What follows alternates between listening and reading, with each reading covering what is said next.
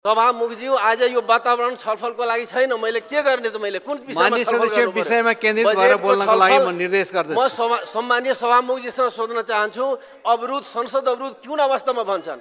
एउटा कुनै पार्टी उभिराख्दा संसद अवरोध हुने, अर्को पार्टी यहाँ रोस्टममा बेलमा नाराबाजी गर्दा संसद अवरोध नहुने म परिभाषा खोजिरहेको छु सभामुखज्यू। माननीय सदस्य विषय केन्द्रित आफ्नो अभिव्यक्ति दिनु होला। हो, यहाँ नाराबाजीको बीचमा मैले के बोल्ने भन्ने प्रश्न गरिरहेको छु।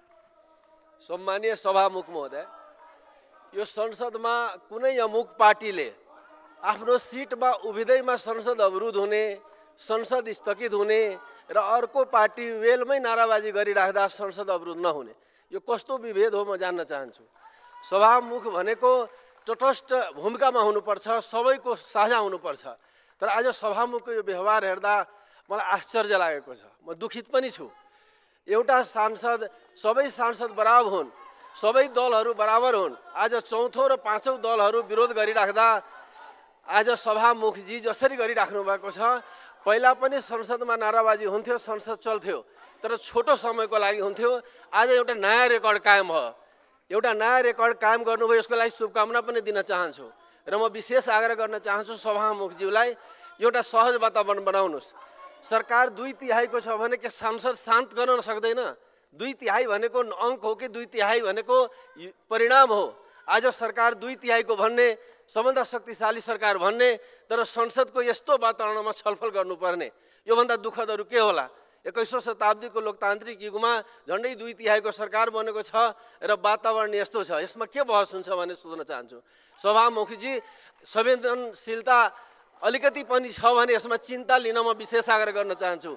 के यो संसद सहज हुनै नसक्ने हो? के यस्तै अब चलिरहेको छ? एउटा भोजपुरीमा कहावत छ, हडबडीको बिहा कनपट्टीमा सेन्दुर। हडबडीको बिहा कनपट्टीमा सेन्दुर जस्तै यो सरकारले गराउन खोजेको हो भने जस्तो लाग्छ। किन यो सबै काण्डको पछाडि 2/3 को सरकार छ। यो अपवित्र गठबन्धन बनेदेखि नै देशले दुःख पाइरहेको छ। अपवित्र गठबन्धन हेर्नलाई एउटै, भित्र फेरि विभिन्न अनेक खालको जो बखेडा हामी हेरिरहेका छौँ, जे पनि घटनाक्रम हामी हेरिरहेछौँ। अहिले पनि जो काण्डमा अहिले जो अवरोध परिरहेको छ, अख्तियारले गर्ने प्रारम्भिक अनुसन्धानको सूचना मिडियामा कसरी पुग्यो? म सरकारले सोध्न चाहन्छु।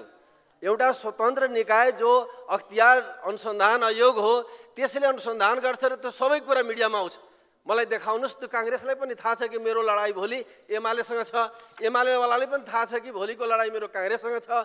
त्यसरी मुखमा राम बगलीमा छुडाको खेल तपाईँहरूले गरिराख्नु त भएको छैन भन्ने प्रश्न जाग्छ। हामी नेपाललाई त जगहासाई गऱ्यौँ, एनआरएनलाई पनि विभाजित गर्नुभएको छ।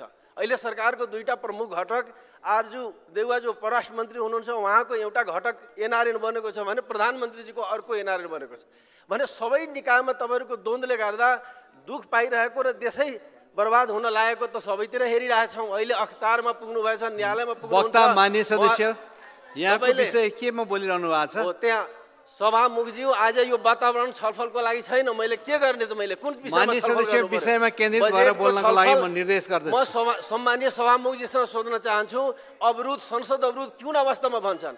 एउटा कुनै पार्टी उभिराख्दा संसद अवरोध हुने, अर्को पार्टी यहाँ रोस्टममा बेलमा नाराबाजी गर्दा संसद अवरोध नहुने, म परिभाषा खोजिरहेको छु सभामुखज्यू। माननीय सदस्य विषय केन्द्रित आफ्नो अभिव्यक्ति दिनु होला। हो, यहाँ नाराबाजीको बीचमा मैले के बोल्ने भन्ने प्रश्न गरिरहेको छु। माननीय सदस्य आफ्नो विषय केन्द्रित गर्नुहोस्। तपाईँलाई 5 मिनट समय दिएको छ, 3 मिनट गइसक्यो।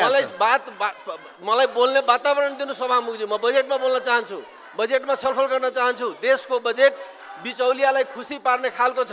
बिचौटियाले उत्सव मनाइरहेको छ, नेताहरूको घर घरमा भोज भतेर गर्दै हिँडेका छन्। नेपाली जनता चिन्तित छ, नेपाली जनता निराश छ। यो बजेट कसको लागि आएको हो? सायद यसैलाई गुमराह बनाउन, यसैलाई ओझेल बनाउन, छलफललाई दूषित गरिरहेको छैन भन्ने प्रश्न आउँछ। हामी चाहन्छौँ नेपाली जनताले सबै कुरा बुझोस्, कसको लागि बजेट आयो। दुनियाँलाई थाहा छ कि नेपालको पैसा विदेशमा छ, नेपालको कालो धनहरू विदेशमा छन्। नेपालका भ्रष्टाचारीहरूले आफ्नो पैसा लुकाएर विदेश लान्छ, दुनियाँलाई थाहा छ। यो बजेट कसलाई खुसी पार्यो? अब नेपालको पैसा खुलमखुला विदेश जान्छ।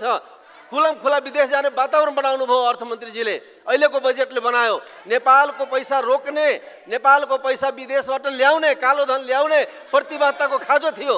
समृद्ध नेपाल भनेको नेपाललाई उजाड बनाएर समृद्ध हुँदैन। तर आज यो बजेटमा छलफल गर्ने वातावरण छैन। हामी कसैलाई सुनाउने? आज नेपालका प्राकृतिक सम्पदाहरू, सार्वजनिक सम्पदाहरूको खुल्याम लुट भइरहेका छन्। र आज हामी यो बजेट लुटको लागि ठुलो ढोका खोलिदिएको छ।